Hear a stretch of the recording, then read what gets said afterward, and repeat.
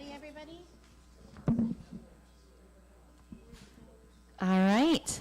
Is everyone back? Are you ready? Do you have your feedback forms ready so we can get those filled out? I would like to welcome everyone back again. Thank you so much for taking the time to join us for the second round interviews. Please note, if you are doing the feedback, to make sure that you give those to Megan after so that we can get those copied and we can review them as we deliberate. And now we're going to proceed to our interview with Mr. Pasquale Cusumano. I'm always afraid I'm going to say it wrong. Said it perfect. Thanks for having me back. Nice seeing you again. Yeah. Nice seeing you. Nice seeing you again. Great to see you. Thanks for having me back. Yeah. Welcome. Nice to see you. Nice to see you again. Yep. Thanks for having me back. Yep. Well, welcome back. Thank you so much for being with us again today. I'll give you a second to get situated, and then just let me know when you're ready, and we will start off with the presentation prompt. Okay. All right. I am ready. All right. So how has your work as an administrator grown and increased student achievement? Great. Thank you. Good evening, Board of Education members and Waterford community. It's a great pleasure to be back here tonight, and I'm very excited to share how some of my leadership as an administrator has supported student success and achievement. All right, there we go. All right, so first of all, as you can see on the slide that's up, there's many essential factors of student achievement that I believe in, and it starts with high quality teaching and learning and a caring culture and climate in a safe and supportive environment, as well as having data-driven leadership that makes sure all kids have access to learning opportunities and make sure we provide the resources and infrastructure to make that happen. So I'm going to share just a few examples in the time we have, and I'm going to talk about something we're very proud of is the multi-tiered system of supports, making sure all students, no matter where they are, if they're high-achieving students, if they're students with an IEP, with a 504, students who just need extra support, they're supported in our system. So the first example I'm going to share is just how my leadership has enhanced the support model for Algebra 1 courses through our co-taught model. I'll share a little bit about that. The second example I'm going to share is how, with my leadership, we expanded access. The key word there is access to advanced placement courses for all kids that want to challenge themselves to take an advanced placement courses.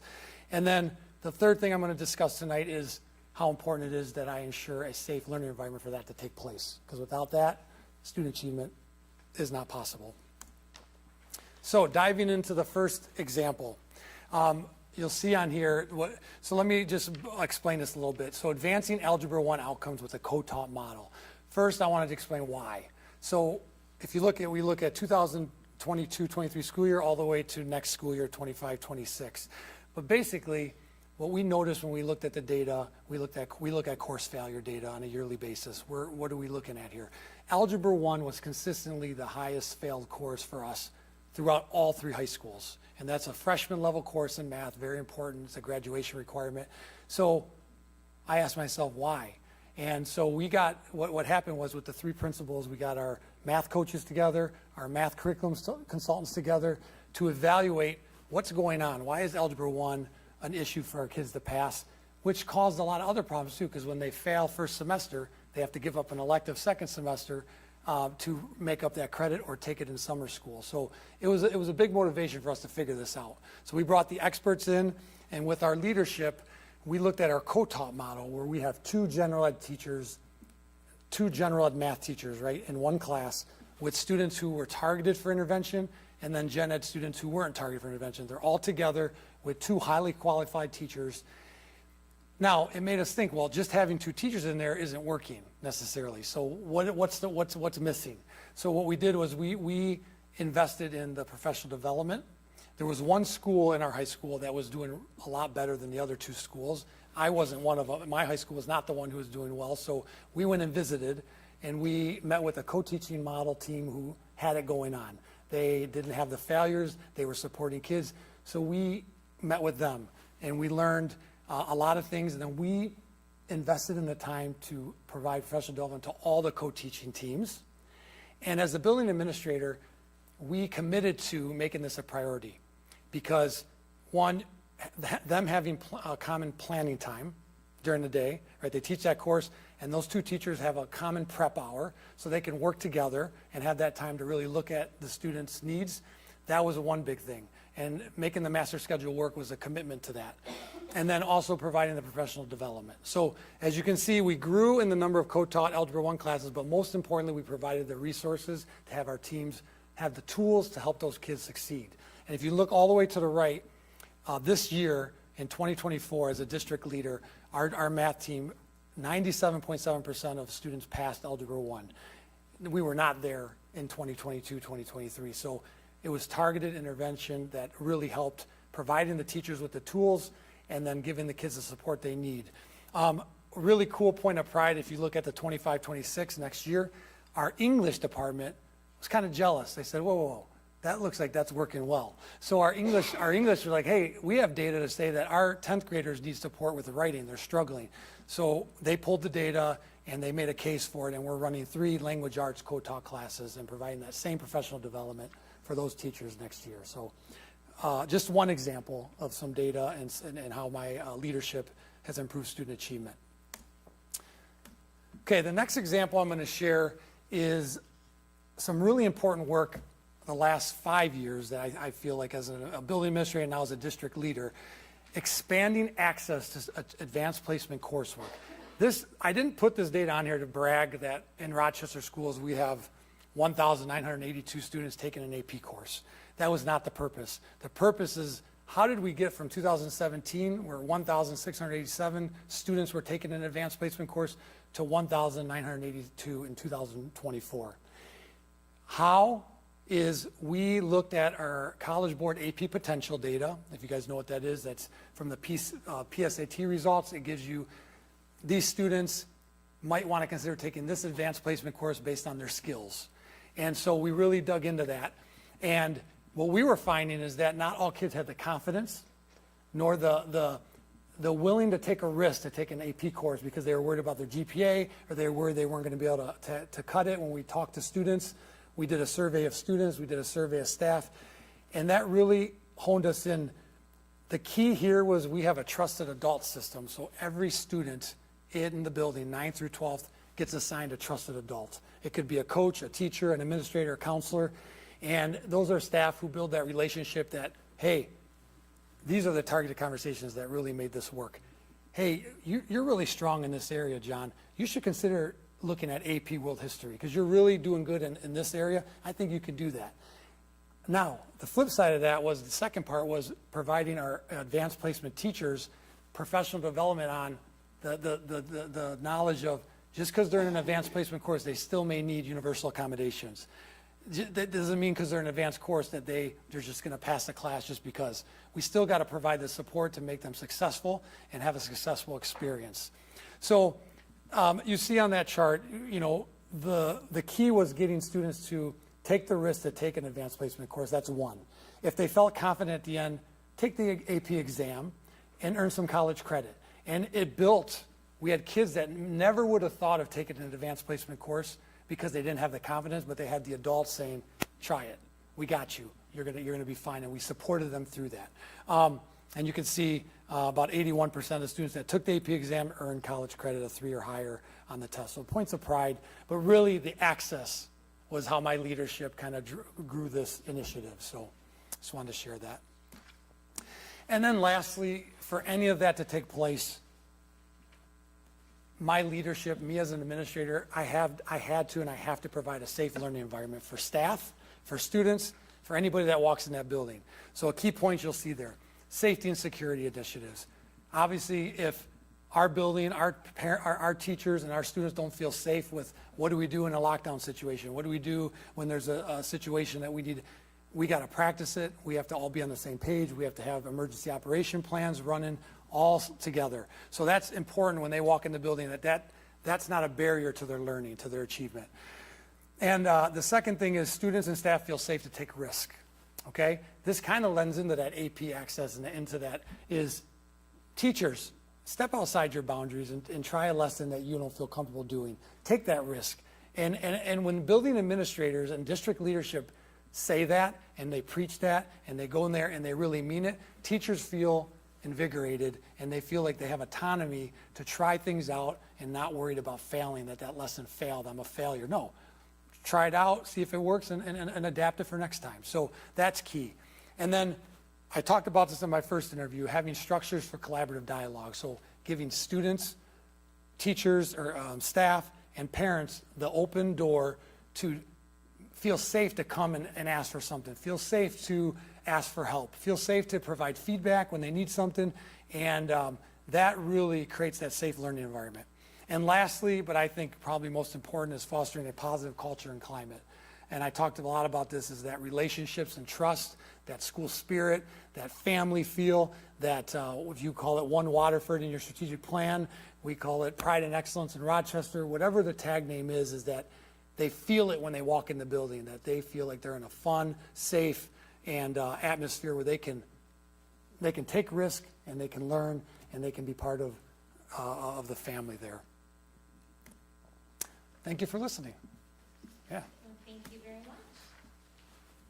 much.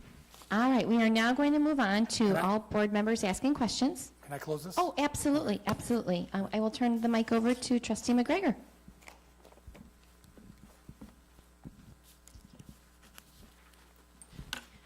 Please tell us about your experiences with early childhood centers and any specific work you've done with early childhood programming.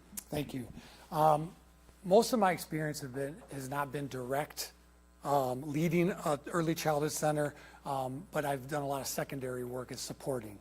If you looked at I have a lot of secondary experience, but direct experience has more been supporting and being part of that team. A few examples of that, and first and foremost, early childhood education is the start of a child's education. So how important that is for my own children, what they got, and how it fostered their love for school and their ability to be ready for school was paramount. But my experience, we opened a early childhood center in Rochester in 5 or 6 years ago, and I was more of a support. I was on committee work, making sure we were vertically aligned, making sure that building was supported when they opened, making sure that I helped make sure that the alignment from early childhood to pre-K to kindergarten to middle school to high school all made sense in that alignment of education and social emotional well-being. Then now my role as a district leader, I'm a little bit more in the trenches with my assistant superintendent of early childhood education as my partner in crime. That's one of her main responsibilities. But as a cabinet team, we're there to support. We're there to make sure we're budgeting correctly. We're making sure the service model is making sense, if we have to make any adaptations. And just like a lot of people in that field, we've struggled with the staffing model of that. So we've brainstormed a lot with that of how can we be competitive and retain staff and recruit staff when we have all these other facilities around us that are doing the same, right? So that has been my experience as a cabinet member.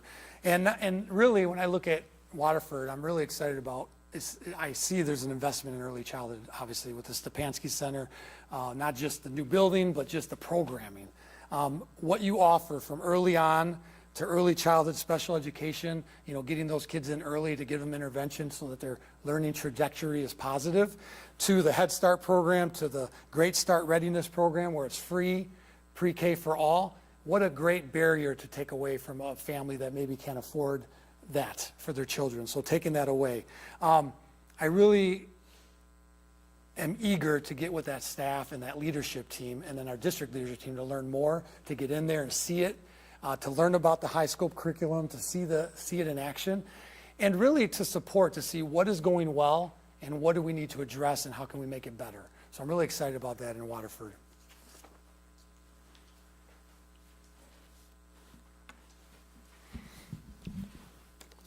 Take a drink? I'm good. Good, Yeah. all right. No problem. Well, Yeah. Our organization operates 2 center-based programs, Kingsley Montgomery and an adjudicated youth program called Children's Village. What experience do you have working with intermediate school districts and similar youth education programs? Yes, I've been fortunate to work with the Macomb Intermediate School District when I was in Utica, and then obviously the Oakland Intermediate School District for the past 13 years.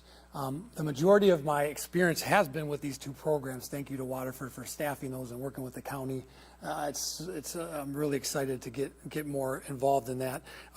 But those two programs have been key to help service our students that we can't service in our least restrictive environment. So, we have special education programming, and if a student needs something more than we can offer in our environment, Kingsley Montgomery has been a great partnership. And the great thing about it is working with our special education staff, we work so closely to make sure the transition for the family and for that student is smooth going in and then smooth coming back. And what I love about Kingsley Montgomery is their goal is to get the students back into their home school, provide the support, get the student where they need to be, and then get them back into our least restrictive environment at our home school. A point of pride, I got to say, because our special education director said, give kudos to Kingsley Montgomery because they're supporting the students from Lake Orion in the Pine Tree program that closed, and just how they reached out and they're taking those students to service. It's all about servicing students. So kudos to that staff and to that program. Children's Village, again, is another one that hopefully is just a stopgap between what the kid needs at that moment, if it's foster care, if it's something they did and made a poor choice with the legal system and they need to be in that environment for a short period of time. It's working with that staff, with our staff, to make sure it's a smooth transition there and then a smooth transition back. So that's been my experience mainly in those two things. And I'm really excited that Waterford staffs those, that if I get the opportunity to really get more involved in those programs and see how they operate, how do we continue that great partnership with Oakland County to service all of Oakland County, which is pretty important.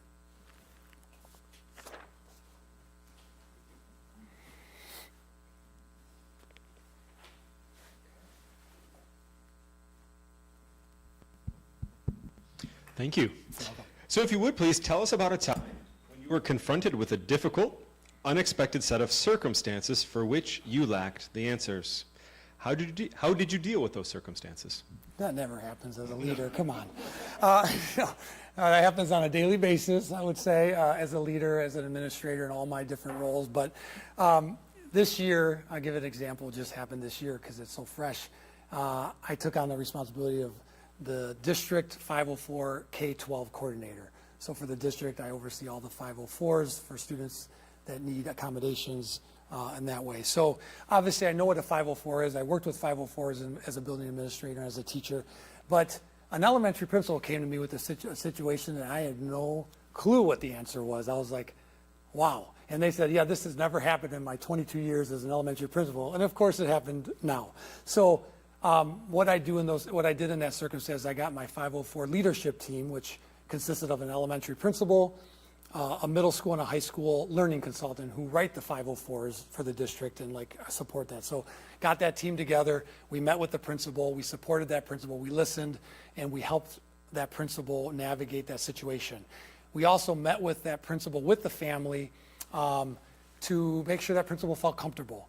Before we did that, because I was learning and I didn't know the answer, I met with the Oakland, I called the Oakland Schools 504 coordinator and ran it by her, as well as our legal counsel, because obviously we want to make sure we're compliant with the law, and the parent had an advocate with them as well, so we want to make sure we were doing things the right way. So we did all those things, and then the meeting went really well. I gave kudos to the principal because that relationship she had built with that family, it helped the whole thing just go smooth, where the family felt comfortable with what we came up with for accommodations, the staff felt comfortable, and obviously as a district we felt comfortable.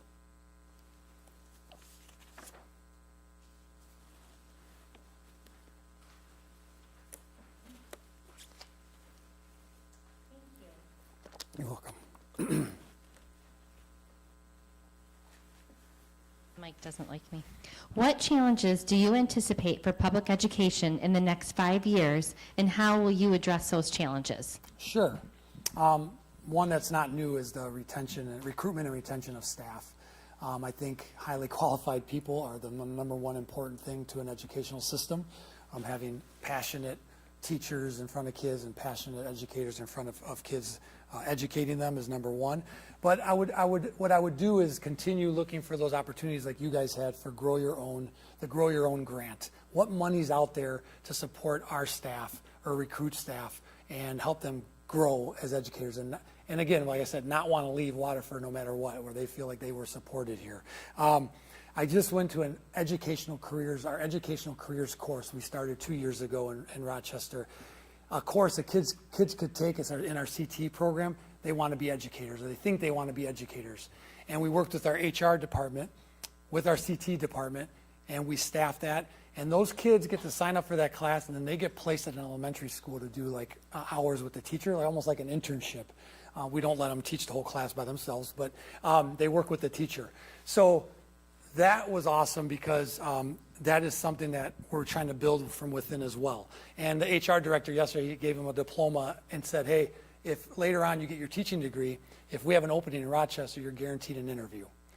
They heard they weren't guaranteed a job, but they were guaranteed an interview.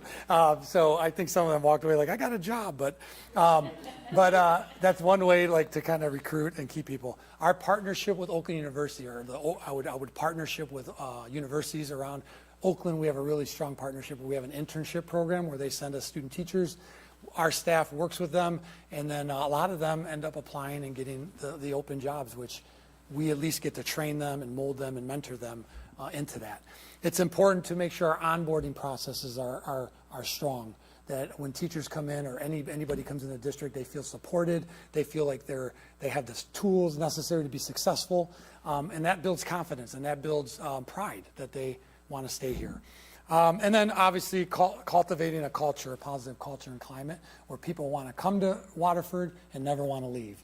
And you do that by building relationships, trust, and showing people that you care. This kind of goes in hand in hand. The second one I thought about is appropriate school funding. Without appropriate funding, it's hard to have competitive contract negotiations to make sure our people feel valued and respected in their profession. I think that's one of the biggest challenges that I will advocate for, and I always have advocated for, that teachers don't get paid enough, educators don't get paid enough, just in general, not just in Waterford, everywhere. You're impacting lives. To me, it's more important than being a doctor. Sorry to all the doctors or surgeons out there, but no offense to that. But it's so important. And so advocating for more funding to go towards teacher salaries or staff salary, educator salaries is very important. And then the last thing is navigating the culture climate, navigating the political climate, sorry. As everyone knows, there's a lot coming out of the federal government, state, legislation, and navigating that to not let it take over what we do and our focus. Our focus is on kids, students, teaching and learning, and the well-being of everybody in our community. And I know we have to deal with those things and we have to work through those things, but it's my job as a superintendent and the board to make sure we take the brunt of that so our staff can focus on what they need to do for kids. Thank you very much.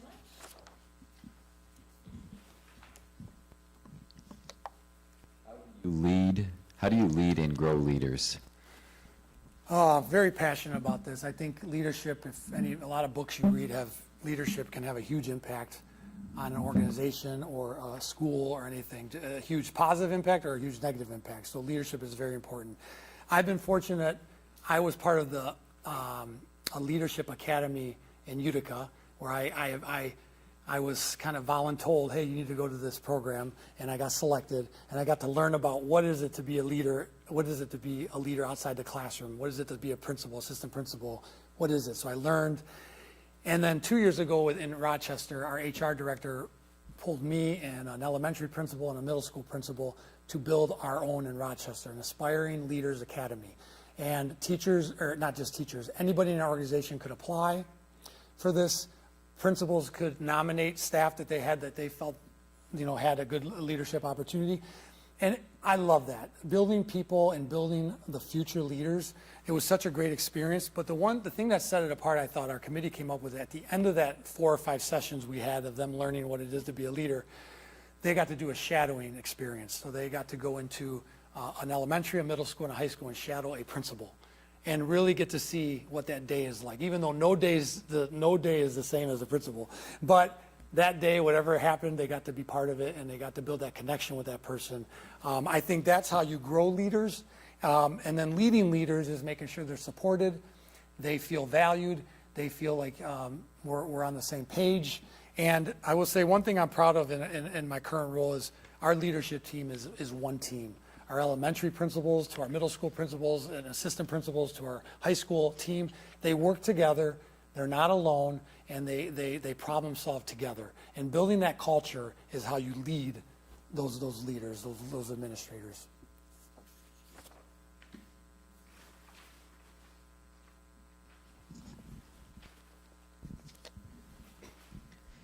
How have you supported or expanded extracurricular opportunities in your previous educational roles? Yes, I am all about extracurricular activities. I'm a big proponent of it.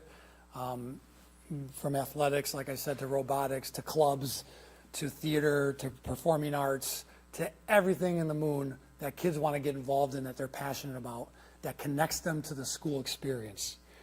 That to me improves student achievement. Usually kids get fired up for that, and then maybe they're not fired up about their social studies class, but they're there because they enjoy doing what they do. So I'm a big proponent of that. One example, my HR director will laugh if he's watching this. We have a contract max of maybe you can run 22 clubs because you give stipends to teachers, right? And well, I had 35 at Adams, and the activities director and I provided the data to the HR. He said, well, provide me data. So we provided data that if we don't run these extra 15 clubs, this many kids won't have a connection to school. And that sold him, and he supported it. And so we got the green light on running 35 clubs. How that happens is we have a club fair. We encourage kids to, if they want to start a club, promote it. Get kids to sign up. They have to have a minimum of 15 kids to sign up, and they kind of go that route. So we really encourage that, and the staff has a lot to do with that. If staff is excited about being a mentor to that club or that extracurricular activity or that coach, students get fired up about it and want to do it. My kids are athletes. I was an athlete, obviously not good enough to play at the next level, but those experiences for me help shape who I am. The coaches in my life help shape who I am. So it's more than just, it's what those things do, just like in the classroom. What teachers have the impact, those coaches have that impact, the band director has that impact, the robotics mentors have that impact, everybody. And that's part of the school experience that's so important. If we got rid of that, I don't know how many people would want to come to school. So, thank you.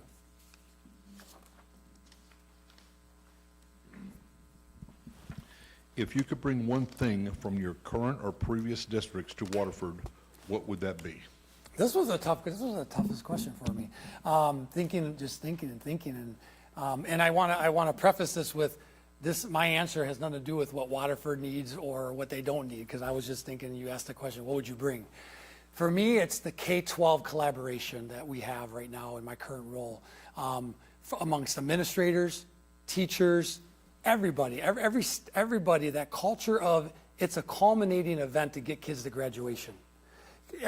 Some people think of graduation as a high school event because the high school administrators have to run it. They do it. They get their diploma because they got credit, but they didn't get there just from 9th to 12th grade. It's from early childhood education through 12th grade. So that model of just it's a culminating event and everybody has touched that student's life somehow to get them to graduation for them to be successful in life. I would bring that with me as something I would strive for if it's not in place. You're welcome.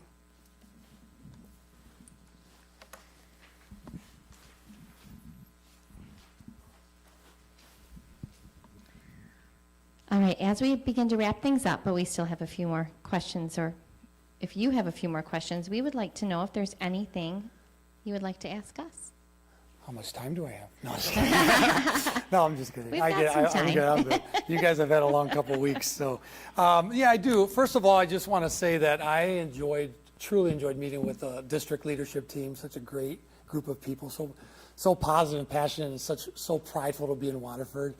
The union members, I met with 2 union members that, again, so prideful of Waterford, and it was just great conversation. And then I got a chance to meet with some community members. I met with 2 teachers from Mott. They were awesome, and 1 elementary principal and one very passionate, loving parent. So that was a fun experience, and I really appreciate that. I do have a few questions just to get to know a little bit more about you guys, and you know a little bit more about me now. And you all can answer this. I would love if you all can answer this, but it's up to you. In a sentence or two, if each member is willing to share What are you most proud of as a board member? What are you most proud of as a board member? One thing in a few sentences. I think I'm going to let Rob start it, and then we're going to go down the line. So everyone, keep it to 1 or 2 minutes. Don't steal everybody's ideas. I want to be first. I know. I'm proud of my community. I've been here since, well, school started in '66. So I've been here a long time. I know a lot of people. And I think we have some of the best people around.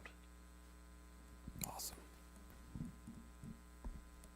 I'm almost as old as Rob, but not quite. I didn't mean to start talking about ages here. But I've been in the district a very long time. I grew up in the district, went to Waterford schools. My kids have went to Waterford schools. I've been an advocate for Waterford schools for quite a few years. And I'm excited to sit on the school board and try and get the community excited to come back to the district and stay in the district. That was one of the reasons that I wanted to run for school board. So that's my why. I'm not nearly as old as Rob, but Oh, look what I started. Oh, geez. I'm not that far behind him. No, but I would say, much like Rob, our community, I'm very passionate about Waterford. I think we all are. Our school district and our achievements that we have here, I think those are really big points of pride for me when Waterford kids are doing amazing things and really getting that out there. And I think also the growth that I know that we can make. You know, it's always great to grow.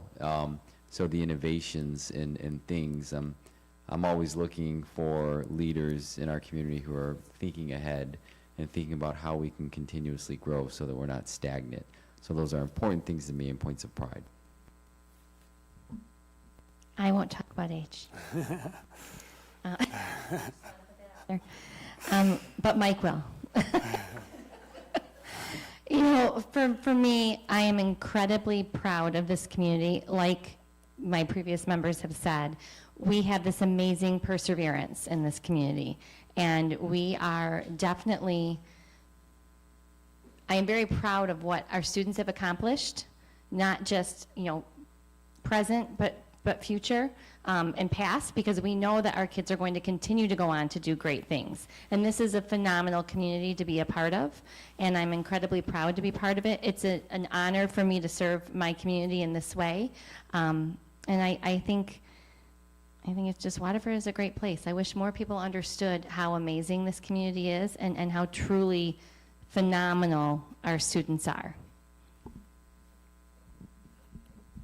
I'm happy that Rob is still with us on the board.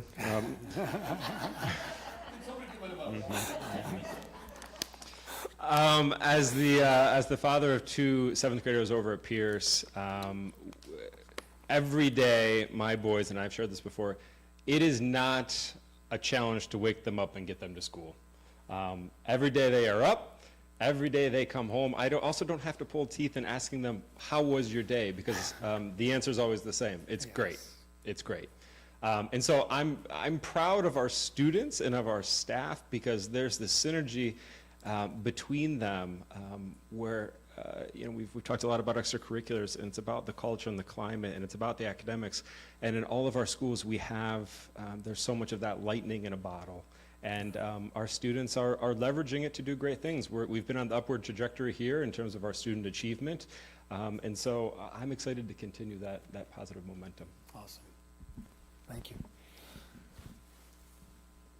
No one has kept to 1 to 2 sentences. Yeah. Not 1 or 2 paragraphs, but not one.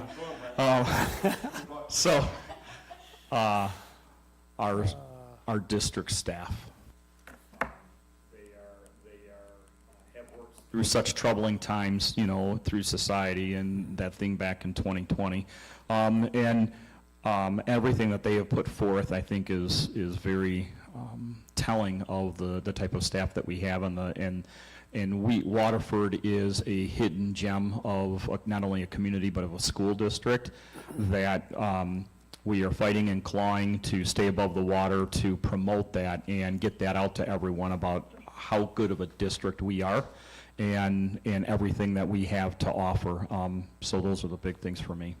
Thank you. So there we go. I'm pretty new to the school board, just being elected.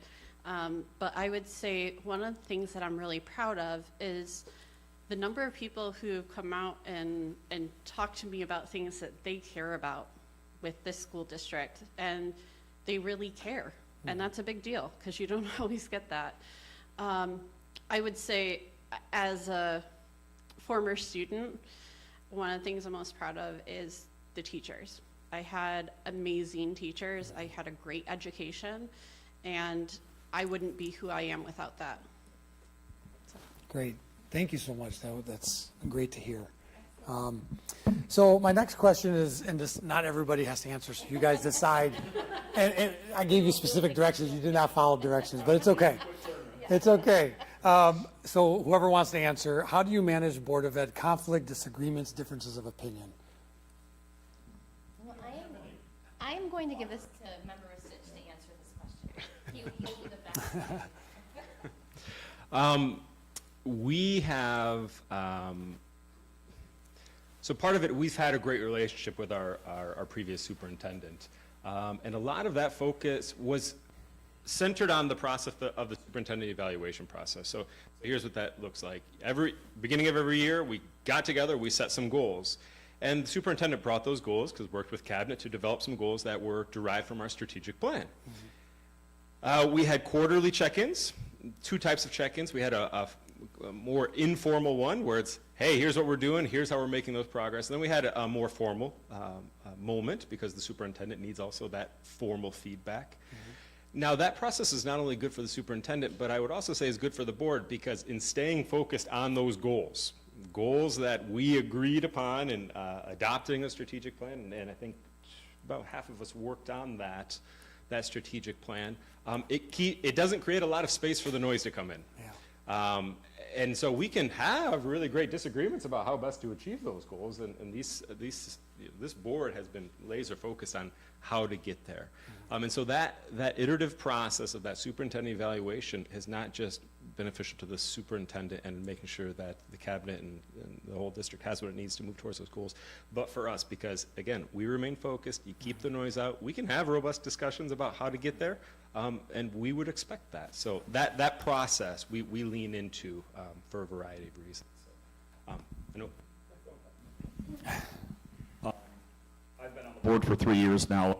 I'm also a middle school principal, now, obviously in a different district, but I was very impressed with the onboarding process for the new board members, and in particular, the board norms, the board expectations that were gone over very clearly, and what the expectations are. And so, although we've had robust discussions and some flat-out disagreements, we've always kept it respectful, and we've always continued to focus on what is the best for the district. And I think that has been absolutely huge in the strides we have made over the years, over the last five years or so, within the district. I think that that's very impressive for where we're going. Great. Thank you.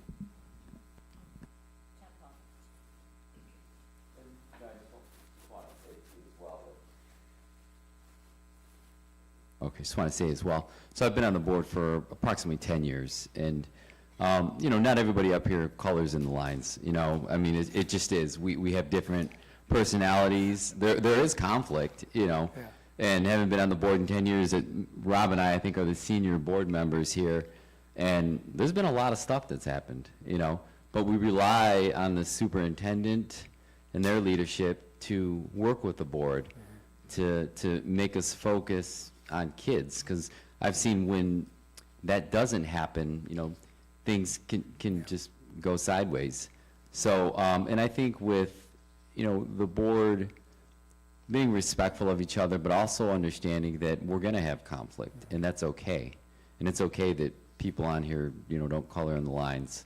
We're all different people, different personalities, but I think, our last superintendent, I saw successes in him, in that he was able to really just bring it back and keep it calm, collected. And I think we look for that in you. And certainly as a board, we hold each other accountable. But I do want to give you, I don't want to give you the wrong impression, because we've been here, I've been on the board and seen a lot of things. This will be my fourth superintendent, that there will be conflict. And, you know, we won't always agree, but, you know, we all are passionate and we all want the best for kids. Thank you. I think one of our key things has always been our differences are our strengths. So I think that's the best way to round up and summarize, you know. Okay. Awesome. Jim, One all more right. question if I have time. Okay. Do I have time? Yes, we have time. Okay. Is, if I'm honored to be selected as your superintendent, what is the most important thing I should know today? You don't all have to answer. Whoever wants to answer. So that we have time for follow-up, I'll kind of keep this short. Yep. What you should know today is we are definitely a district that we have high expectations. We value that we have a good relationship with our administration and with our superintendent. We are a team of 8, and everyone has a voice, but the most important piece is coming to a consensus and a collective and cohesive idea that we are always here to do what's best for kids. It's teaching and learning. That is always should be our key focus. And having that good communication and good rapport is crucial. So I would have to say that's probably the most important piece you should know. Our expectations are high, but we are absolutely willing to work together. Thank you. All right, so we do have some time for some follow-up. We're going to keep it to 2 follow-up questions. Is there anything specific that anyone here on the board would like to get more information that you didn't feel that you got enough information on? Anything that you would like to have elaborated? Go ahead and go back and look through your notes.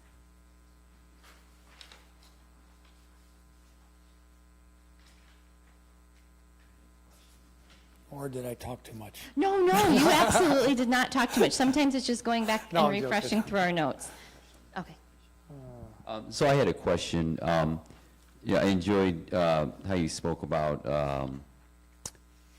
the kids and just being asked to take a advanced course and then be assigned I think you said a grown-up, right? Trusted adult. Yeah, trusted adult. So one question is, how did that happen? Was it a system put in place so that you assured everybody had a trusted adult? Was it like an honor system thing?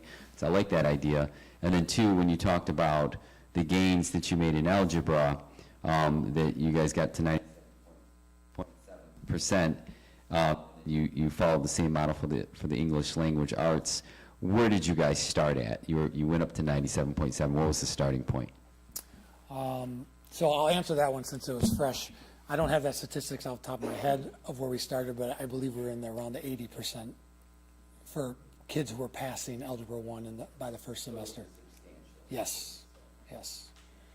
And then the other question you asked was regarding the AP, trusted adult. So that's a system. Let me tell you how that evolved. It first started with literally at a staff meeting, a list of kids, every kid in our building from 9th, my grade, listed. And staff went by and we put a star or a dot next to the kids that they had a relationship with, where it was more than just, I have them in my class. That kid talks to them.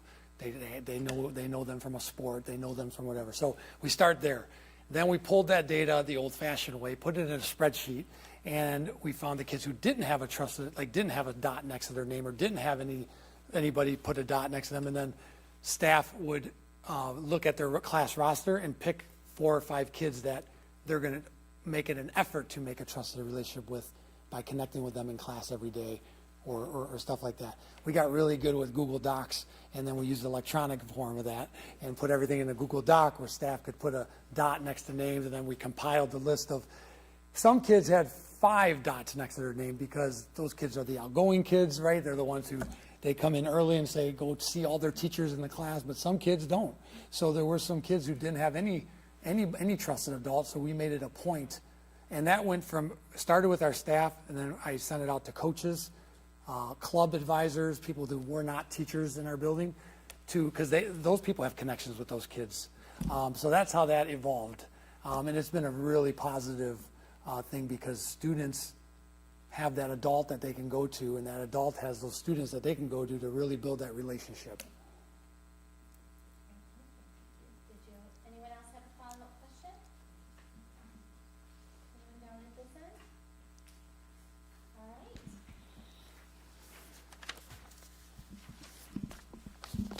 Well, we definitely, whoa, that got really loud. We definitely appreciate your interest in our superintendent position, and thank you again for coming tonight and spending more time with us and getting to know our district.